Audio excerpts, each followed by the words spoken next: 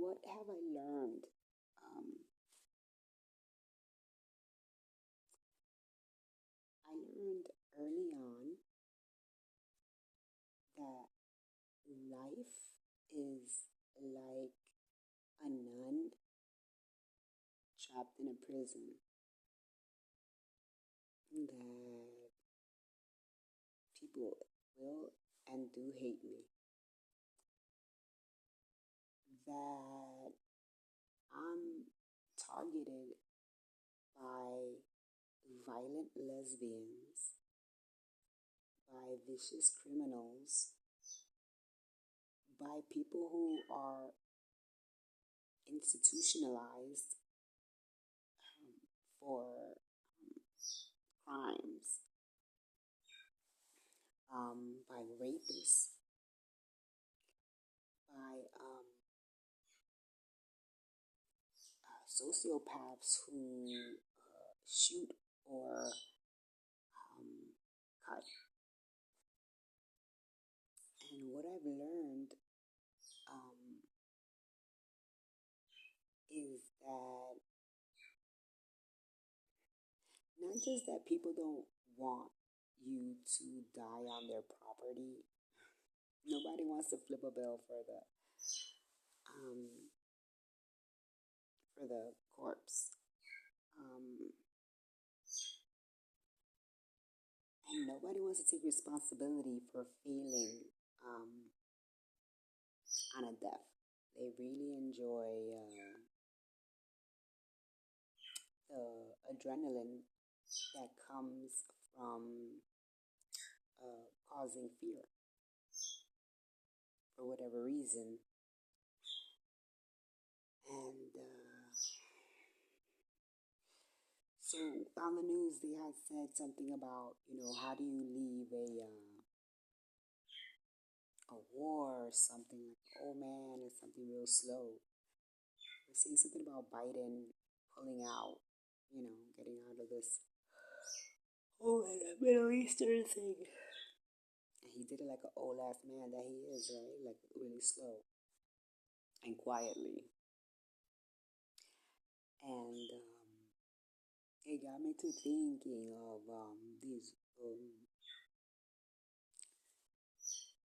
women who get cut on their vaginas, and they have their worlds are so small, and the culture is so ingrained that the the children are lined up as women, and their genitals are cut. So before I assisted a home birth, just as a distraction, um, I was cut down in my. No, wait, was it before or after? I think it was after. After I assisted um, an African mother, right? Beautiful girl, nice. One, a woman who married her cousin, a woman who was given by one family to the richer part of the family. And a lot of our cultures are like that. They have a lot of high end cousins, and then they have like their poor cousins.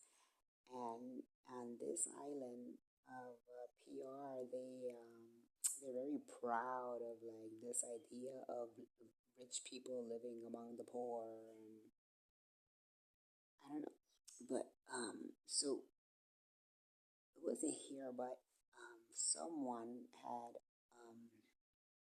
invited me into the house, and the thing is that you just never know. You just never know because it all looks so copacetic. But now that I think about it, how many times have I been invited into a home that looked like a home? And it was a home that like, the person literally, like, broke into. And I guess I just wasn't paying attention because But anyway, so I go into a home with someone who I knew to be going into that home on a regular basis. But when the person and I get down to some gritty, right, what happens is that I feel uh, the cuts on my vagina. And at first, I didn't understand what was happening because I was out in the middle of having sex. I was like, you know, I thought, but actually, what was sex was actually an operation or a mutilation, and so he's under the covers, and I'm like waiting for something to go down for an experience. Only after a doctor told me, just if they ask politely, just go ahead and do it. You gotta, you know, you gotta have sex. It's not healthy to live a nun's life, if you're not in the, I don't know.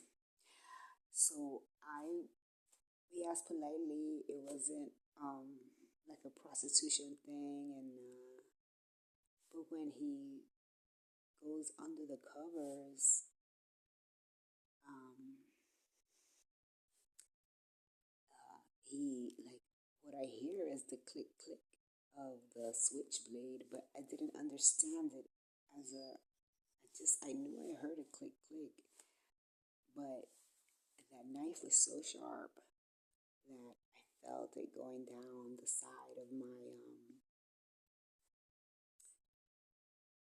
vagina by my labia, right? And then I flinched, and then but you ever seen a dog in the wild and the alligators are eating one of the pack? They literally freeze. So in that moment, I believe that's why I froze because I had to take a minute and understand how many steps it would take for me to get um get downstairs and out of the door. And I couldn't quite remember um, how he had locked the door downstairs. So he goes on the other side, and I'm like, no, I don't hear the click click. But then I get sliced again, and then that's when I was like, oh my God, I'm being operated. And I kind of like, I said, oh, excuse me, excuse me. I'm so sorry. I need a minute. And very calmly and very slowly, I heard the click, click, click again, but it was like the taking down. He was like, oh no, give me a second. I was like, oh no, no, no. I need a moment. I don't know if I said I have to use the bathroom or I really didn't freak out because I didn't want to bleed out in that situation. And I didn't want to have my arteries cut. I didn't want to have my clitoris cut off. I didn't want to have to go and get my lip all sewed back on. I don't know. And so slowly, so he like I was being well mannered, and he got up from off my legs,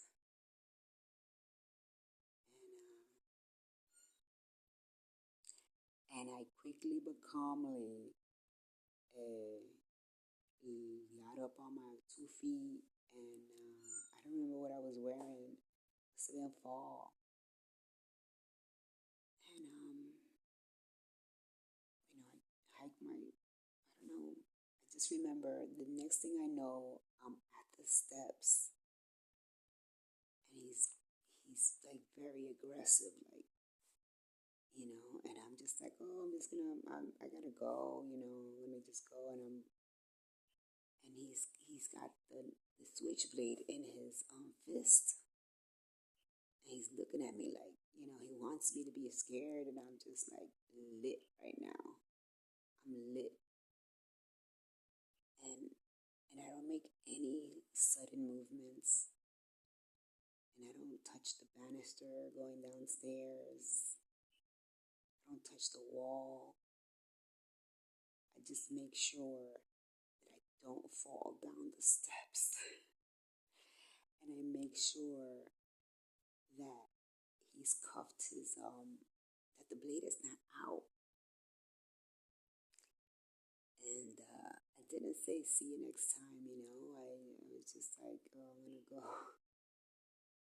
And then luckily, I think he was sizing me up to like cut up my face, you know.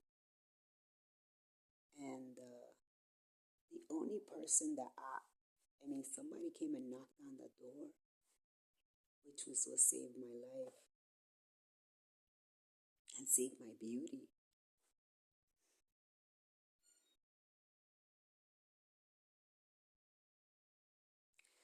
But the heinous part is that that person apparently was sent to me. Like they're playing a game of cat and mouse, and I'm the mouse.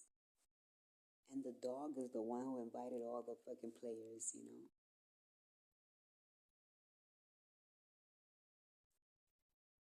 So he gets distracted by the knock on the door, and I'm able to quickly hustle slowly down, and that's how I got away with with genital mutilation. So what I learned from that situation is that I could still get in trouble for stabbing by law. Like if I'm not pregnant, if I'm pregnant and my husband is beating me and I stab him, I'll still go to jail. I'll still be in trouble. But if I slice him to whatever degree, not stabbing but slices, then I'm only acting in self defense. So slice, don't